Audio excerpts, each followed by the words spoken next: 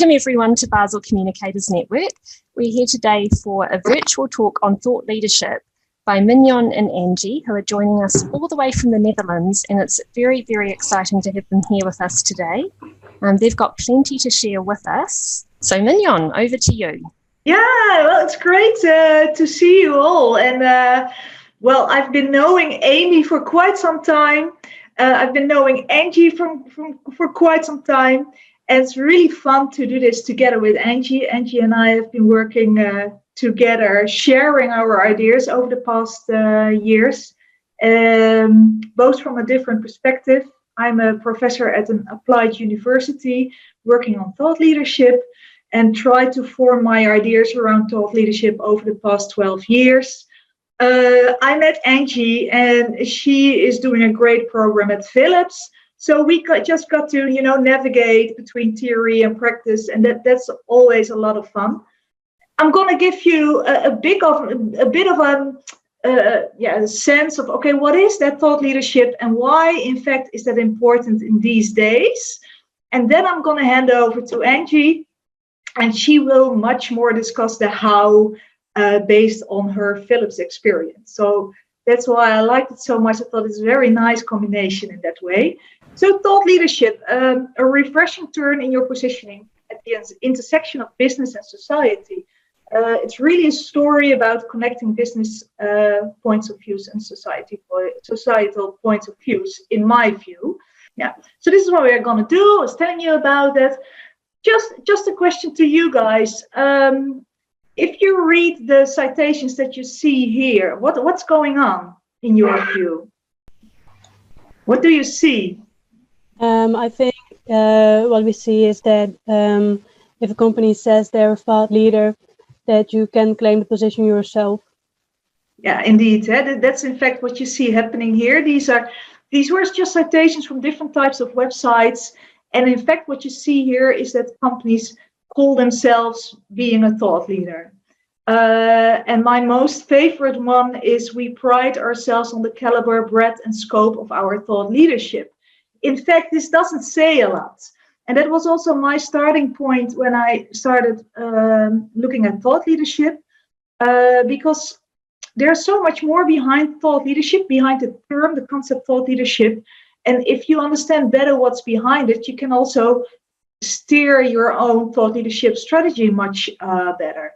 But to me, this isn't thought leadership. This is not what we are going to talk about. I think for a lot of companies, this might work, putting this on your website like this. But in fact, what you see, if everybody talks about access our latest thought leadership and so on, you get a kind of 12-is effect, right? It's a bit superficial, not saying a lot, and you get all kinds of similar interpretations. So then it's interesting just to look at the word thought and at the word leadership just shortly. And if you look at the word thought of thought leadership, you very often see an interpretation of thought leadership that has to do with the left side of the illustration. And that's the association that thought leadership is something like, well, we are the knowledge experts, we have the intellect and the expertise in the house. If we show that more to the outside world, people might see us as thought leading. That's one interpretation of thought leadership. But if we ask people, and I've done that for 10 years now, who do you think is thought leading? A person or an organization, and why is that so? Then mostly people are saying, well, I find this person or this organization thought leading because they trigger me to think differently. They have novel viewpoints on themes that matter to me. So real thought leaders, they can have a lot of knowledge and expertise, but mostly they are seen as thought leading because clients or stakeholders would say, hey, this company is really taking my issues further, my themes further, because they offer me novel points of views on that specific theme. So a novel point of view, you could say a viewpoint from which an organization aims to look at its important themes in a renewed way. So that's in fact the way you could look at the thought of thought leadership. But then it's also interesting to look at the leadership part of thought leadership. And the funny thing is very often a very quick association with thought leadership is the idea of, well, when we are thought leading, we stand out from the crowd. It's a kind of effect that people want to reach with it. But real thought leadership means that you activate those novel points of views. And that's where the trick of the trade starts. How are you going to activate your novel points of views? And with activating, we mean, how do you bring those viewpoints into the dialogues with your clients or your stakeholders? How do you act in line with your point of view? How do you create trust and engagement around your novel point of view? So that's a whole different way of thinking about thought leadership than saying we have to create thought leadership because then at least we would stand out of the crowd, stand out from the crowds. And by the way, knowing if you stand out from the crowd, that's a hard thing already, to measure if you are the one that is standing out from the crowd on a specific team in relation to competitors. So this leadership part, I know that Ange is going to talk about that more too. That's the way we look at thought leadership, activating your novel point of view. What I in fact did now, I talked a bit about the what. What is thought leadership? So thought leaders are, in our view, organizations or persons who have novel viewpoints on themes that are important to the clients or broader groups of stakeholders. And then the question, of course, is, okay, why is thought leadership becoming more and more relevant in these days? It's a term that you start to hear more and more. And then it's interesting just to look at the types of change that we are in at the moment. And you see here 3 types of change. First order change. It's a type of change that you must all have seen in your own organizations. For instance, your financial department needs to be reorganized to make it work more efficiently. That's in fact first order change. Slight adjustments, it's reversible, and the old story can still be told. Second order change is a bit more radical. For instance, you merge with another organization, then you are reorienting to something quite different. And you have to merge with another culture, another identity, so that asks for a change. But the type of change that we are in at the moment on a more, business societal level is what is called third order change, transformational change, meaning that in fact we are moving to future realities, which are still hard to grasp. You see that everywhere. You see that, when it comes to the circular economy, the whole energy transition, in the healthcare, you see it when it comes to our values, Black Lives Matter, inclusivity, all those aspects. That we are in a time now in which you see those transformational changes. And in those changes, you see that people, but also clients and consumers, have a need for new thoughts, new values, and new purposes. We call that new paradigm. People very often in a transformation, underneath a transformation is a shift in paradigm. And what we are in fact saying, those organizations who kind of respond to these needs with novel points of views, those are the organizations that are thought leading, because they are leading those teams further with renewed insights and new thoughts. And so if you would look at a couple of examples of companies who are kind of serving in those transformations in a very pioneering way, in a thought leading way, then for instance, we could have a look at Unilever. Unilever said in 2008, they announced that they said, listen, our whole strategy should be based on the viewpoint that growth and sustainability do not have to be in conflict. In fact, sustainability can drive growth. That was a renewed vision. It was a novel point of view, especially because in those times, not a lot of companies were saying that sustainability and growth were things, profitability, in that terms growth, were seen as two separate things. And the idea that you could merge those two, that was really a revised way of thinking about your strategy. And in fact, Unilever was the first one saying, we're going to rework our strategy to make sure that sustainability is really part of our business strategy. And now I must say that they started with this in 2008. We are in 2020 now. This is still a journey for them. So it's not that this is a perfect story, but at least they started based on novel points of views, and they really inspired a lot of stakeholders, people in their supply chain, NGOs with this point of view. Another company, I don't know if you know this company, it's I see Claudia nodding. Renewy is a company that does in waste. And years back, they already said, listen, waste, the idea that waste exists is in fact false, because waste doesn't have to exist. It depends on how we look at waste. And they changed their whole strategy to making it more circular. You see that now more and more, and that circular economy is a big theme. But Renewy was one of the first. They were really pioneers in that thought leadership. Yeah, and of course, now a bridge to Philips. I talked about this with Ange, if I could put it down this way, and just, let me give you my interpretation of it. Philips, they transformed as well, from a television lighting company to a healthcare company.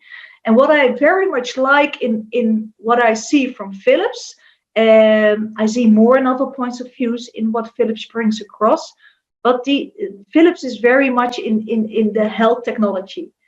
But in their whole dialogue with their clients and their stakeholders, they're saying, listen, although technology is a big enabler of digital transformation, it's in fact the next generation healthcare professionals who are vital to the transformation in healthcare. And you see that back in Ange's thought leadership strategy. I think so. I'm sure that Ange will mention that a couple of times as well. So this is also a very revised way of thinking about the healthcare transformation, especially when it comes from a company who is working in digital technology. So these are just a couple of novel points of views. These are a bit of the bigger companies, and very often people would ask them, yeah, but is thought leadership then something for large organizations? Well, that's certainly not the case.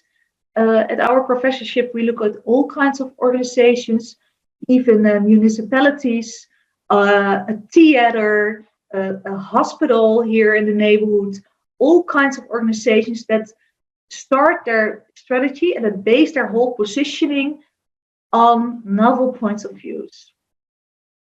And even persons have novel points of view. So I just collected a few. I always ask students, people I know, my own researchers, who do you think that is really driven by novel viewpoints and is inspiring you? So you may know Kate Raworth, that you see in the left corner with the donut economy. A very inspiring way of looking at our economy. But also in the right corner, you see Childish Gambino. And that's somebody, I wouldn't say he's a thought leader, but he has a strong novel point of view in his video, America is Great. You can look it up, but that's a way our students look at persons with novel points of views. And then they come up with somebody like Childish Gambino. Just to make it a little bit broader.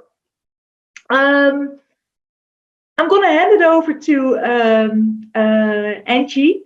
Normally, we also look at okay, how do you build a thought leadership strategy? And what we always see in organizations that they go through 5 phases. They are very clear on what they want to reach with thought leadership. Is it for us just a positioning strategy or also a renewal strategy? They really define and deeply understand their theme on which they want to express thought leadership. They have clearly articulated viewpoints. They are very good in building trust and engagement around that point of view.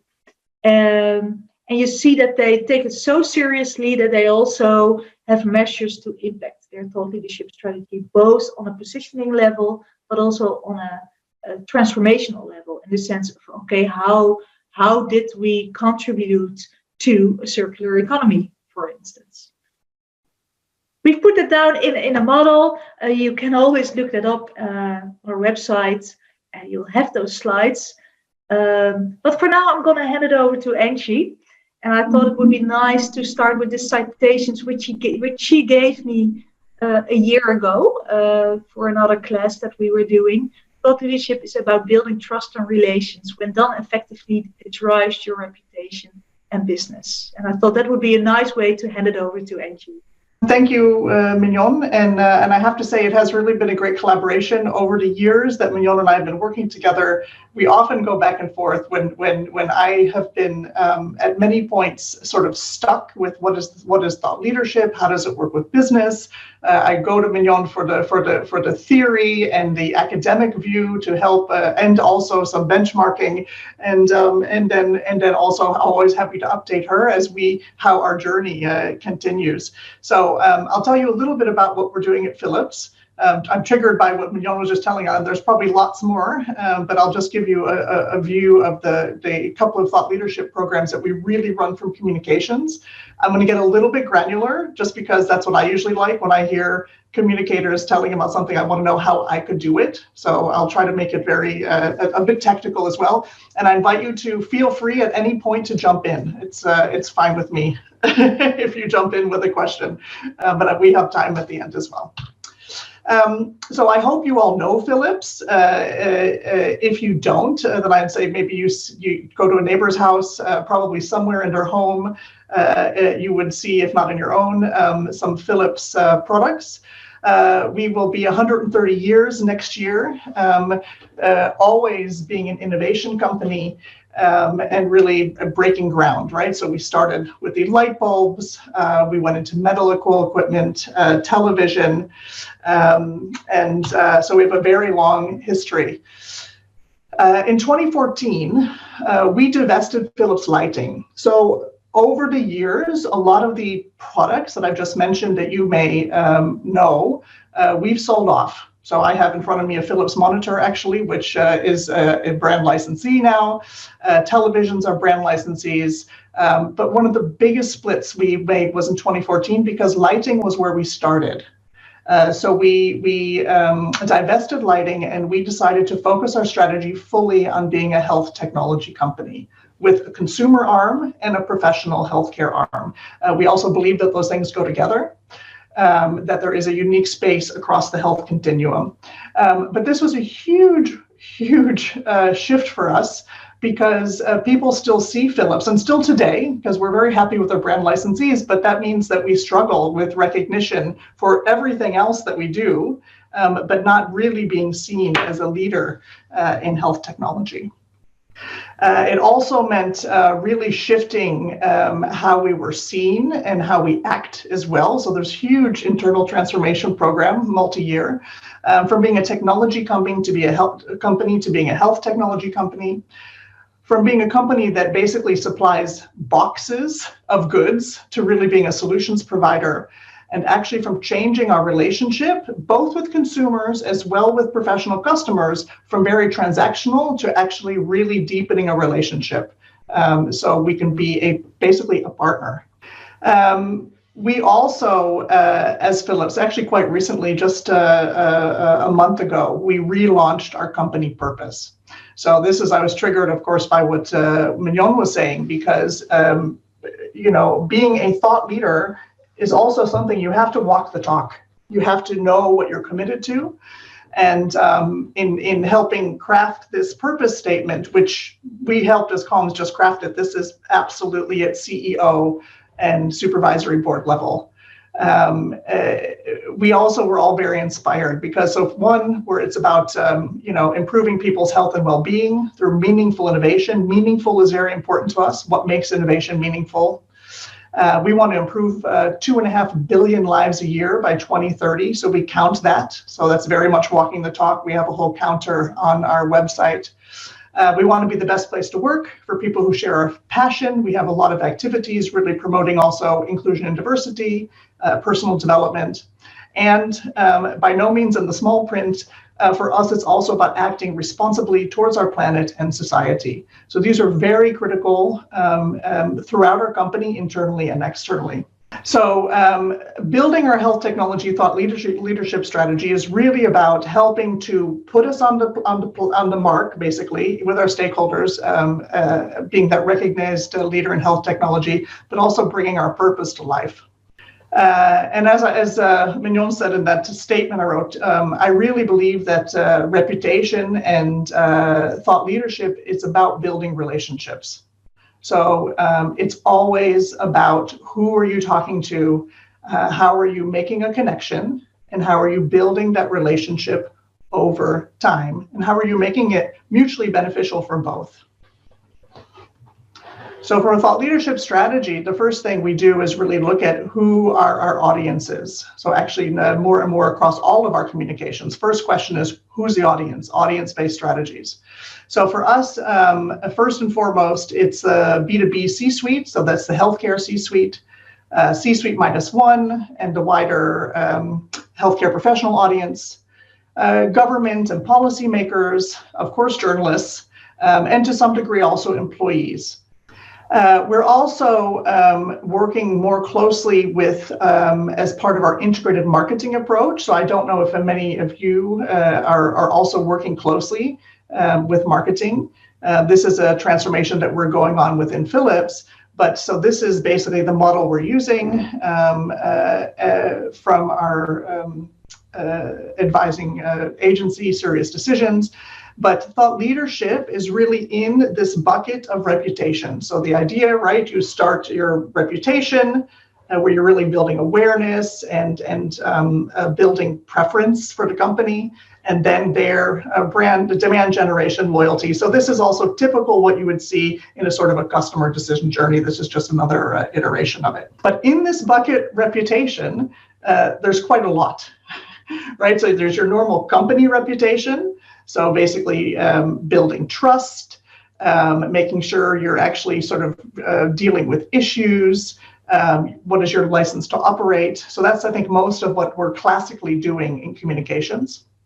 And then there's this part we call thought leadership, which is really about establishing the company as a recognized, so the recognition is key, right? Not inside out, industry leading authority, as we say, driving change, contributing to dialogues on societal, industry, and business themes that are important to the stakeholders. And then there's this other last part, sort of closer to demand generation, which is market conditioning. And that's really where you're saying, you know, we're communicating, we're building our reputation because we want them to want to buy our product or a solution. And basically there, you're really talking about how we address your needs. So there's lots here as far as, you know, what is the scope? So whereas a market conditioning is much more short term, it's basically around the solutions that you want to sell in the next year, maybe two, but thought leadership is really a longer term play. So it's mid to far future, and it's about being consistent over time, and it's also being very consistent with your brand. Here also the angle of longevity, you know, again, very much in line with Mignon's thing. It's about, you know, being original and thought-provoking, ideally breaking new ground, distinctive, and going deep over longer periods. So how we at least developed our thought leadership strategy is first by really understanding the audience needs. So the audiences we've defined, what are the things that are really important to them? And then from our side, what are the business objectives and priorities that are important to us? And together, from there, we started to develop our themes and topics. So there it's going through a strict lens, again, about our right to play. So maybe sometimes it's not even things that we can really deliver on today, but we know as a company, we have a commitment to be able to walk the talk going long term. And then it's really about enabling that in a very structured way. So I do like to say, thought leadership, I don't think it's really magic. It's also quite a lot of science and just structure.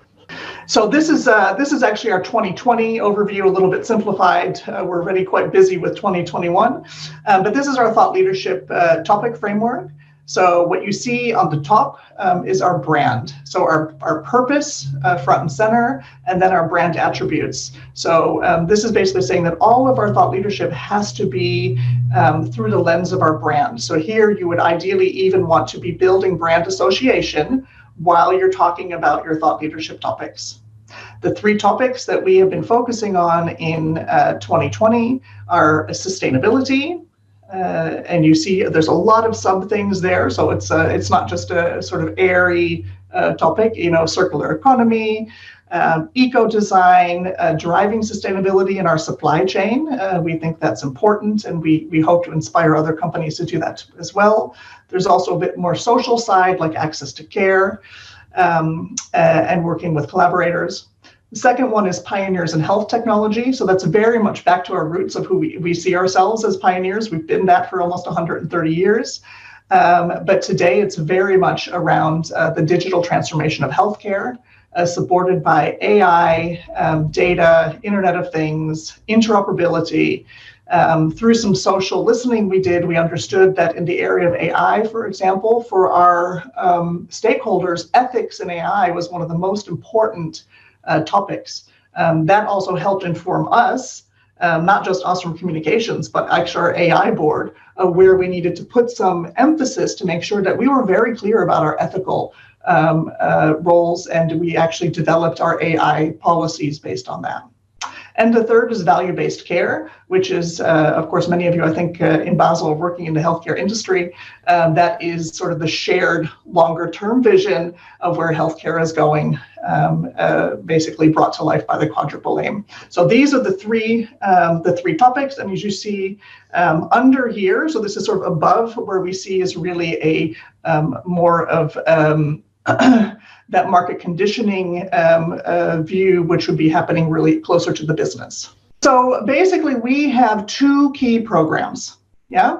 So one is the outside in program, I call it, that is called the Future Health Index.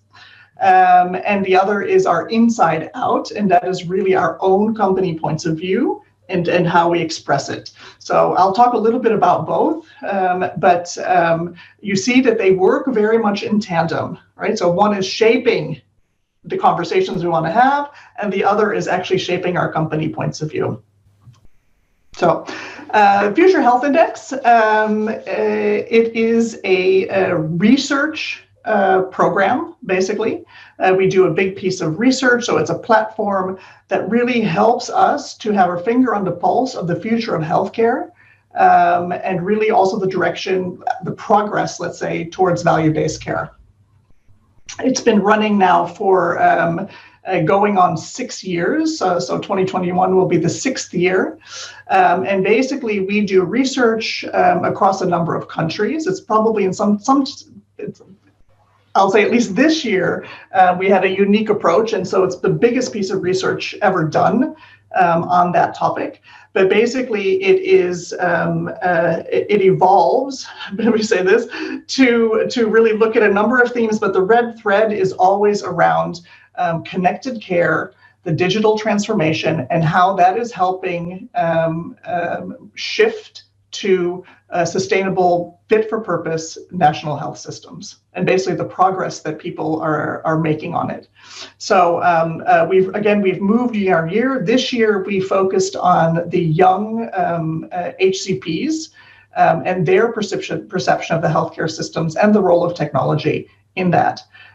So this is the first time that this has been, I think, across 16 countries this year, where we have basically just picked this selection of an audience to have them tell us what they see, where they see the barriers. Do they feel empowered Do they have enough technology in their hospitals?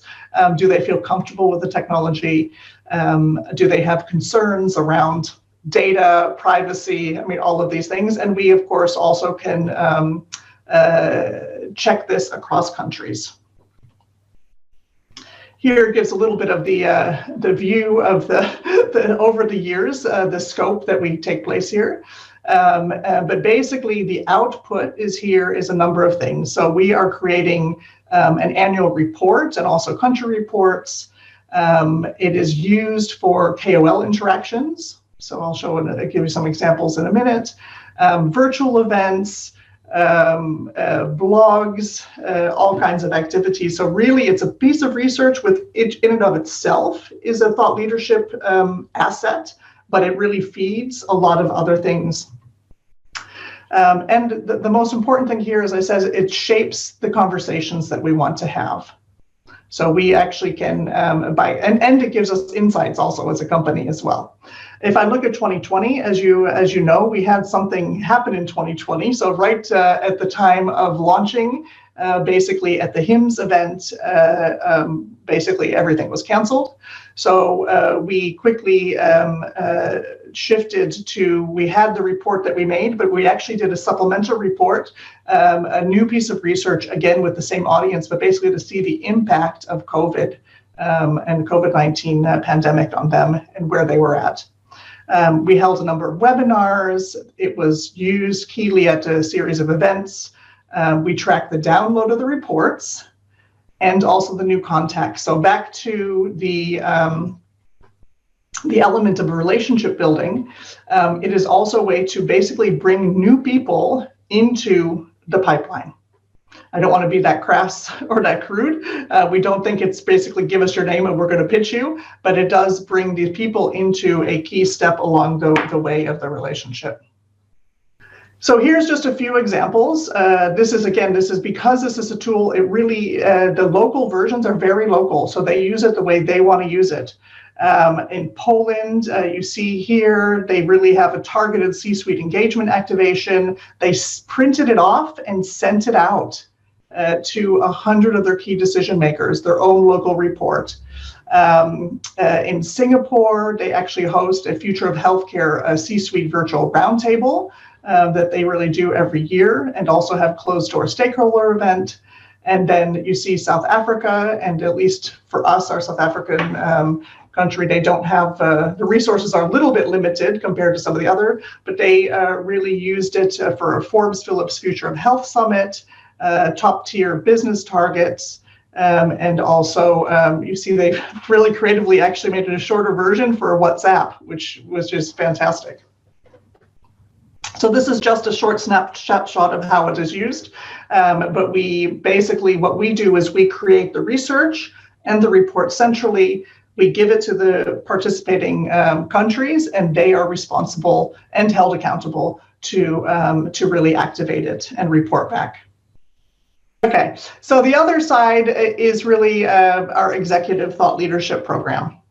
So, we see that positioning some of our senior leaders as thought leaders is really key to enhancing our thought leadership capabilities, to really deepening those relationships with the executives and driving mind share and market share in health technology. So here is our CEO, Frans van Houten here. And one of the channels that we use quite heavily is LinkedIn. We're very active there, and by no means do I think it is the only channel for thought leadership, but we know for at least the business that we're in that it is a key channel, and we also are able to use it, back to what Mignon was saying, or we can measure a lot, and I'll talk a little bit about what we measure to see if we're actually moving the needle. But we know that, basically through LinkedIn, that you can reach people. And we also know that that's also a platform where you can build trust and relationships. We also know that healthcare healthcare executives or healthcare leaders who are on LinkedIn, they're very, very active. So it is a valuable platform to be on. So we actually go through, going back to the topics, we have our topics, and then we literally start selecting which executives, we match them up, which executives we want to put on the topics. You can imagine we have some unhappy executives at the end of that process, but basically we focus on who are the people who have a level of expertise, so they have a sort of right to be positioned on this. They already have a key network. They're able to carry the company point of view. They have some level of communication skills, so ideally we would use them in other activities, this is also linked to a speaker bureau, for example, and they really fit with the role. So are they credible in that? And then we build out a plan. This is all very short, right? It doesn't happen a day, but you can imagine here you have your 3 topics. We have the audiences. You see there's some variation there. So this is very tactical now, but this is how it works for us at least. So you see, for example, under sustainability, we're also talking there more B2G and NGOs, value-based care, more also other industry associations. We really map out who are the voices and we drive it consistently. What is the messaging? What is the content we're going to be creating? And how we're going to use that in different platforms. So one of the things, particularly around our LinkedIn activities, that really got us started was, at least to start putting some structure around it, was actually our CEO. He said, I don't understand. He said, we have all kinds of executives and they're publishing all kinds of stuff and it's not connected. So we put it into a program basically and started to structure it and organize it. But then in consultation with LinkedIn, they said, you know what, best class companies have a limited number of content. They only publish about 24 pieces, but they activate it well. So this has really helped us to streamline. So we're very, very precise about what we're publishing. We publish it, we track it, and we measure it. So here, an integrated program.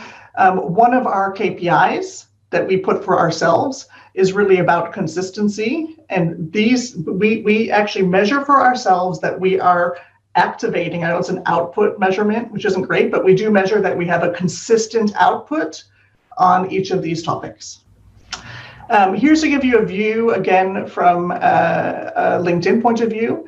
This is how we target. So we picked an audience called the boardroom. The boardroom is C-suite and C-suite -1. We know exactly how many there are, 660,000 in these countries.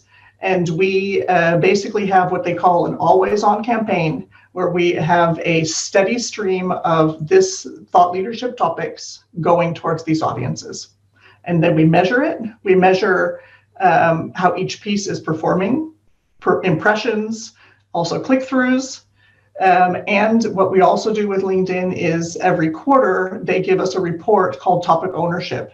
And what that means is based on our 10 identified key competitors, they report back to us where we stand on our key topics compared to those competitors towards our key audience.